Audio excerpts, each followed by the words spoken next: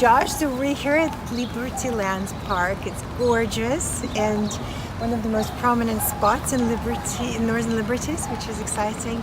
Janet is one of the co-organizers and founders of the park, and I cannot wait to hear more about the park. Can you tell us a little bit more? So there's a million stories. I'll give you the very short form, which is that Liberty Lands was an idea that we had to clean up a mess, basically.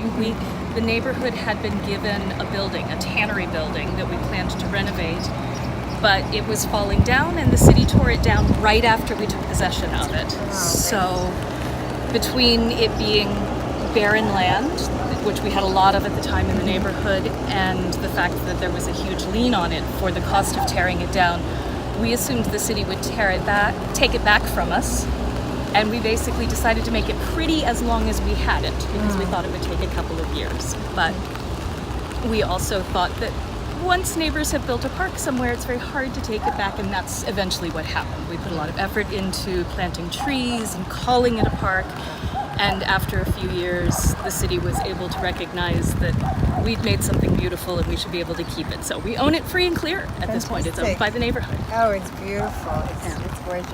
And tell us sort of how the concept of the park evolved. I know you started with nothing, and then I see different. So the beginning of it was this 2-acre vacant lot, and the idea was Jersey barriers to keep people from dumping trash on it, and some trees, and the trees were all very small at that point. We prune limbs off trees at this point that are the size of what we planted those first years. And a lot of those first years was just us calling it a park, but bit by bit things happened. So we put the community gardens in right away, because we knew that we wanted people to be able to grow things. And we built the native plants garden, which is behind us at the moment in that very first year, and planted 60 trees, and it was a big open space with 2 tiny little gardens in it, and these itsy bitsy trees, and children would come and say, "This is a park?"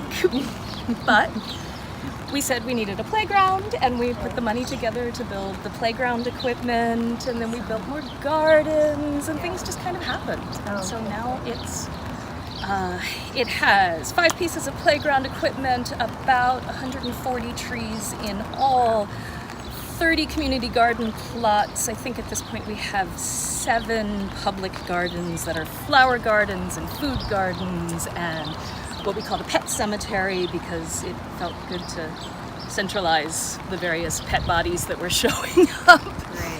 The native plants garden, the big open field, which we use for all kinds of things. We have a stage that we use for our music festivals, and a rain garden behind it, which is a demonstration stormwater management project for the city.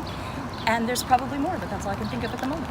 Oh, incredible. This is an awesome best practice and activation of public spaces. Absolutely. This is what we do, I guess, in an urban setting when, we make things beautiful. I'm very excited. Thank you so much for having us here. We're going to do a lot of volunteering today and work with the kids and do some enrollment and challenges, experiential work. So this is a very exciting day. It's going to be big fun. It's raining, but we're taking it.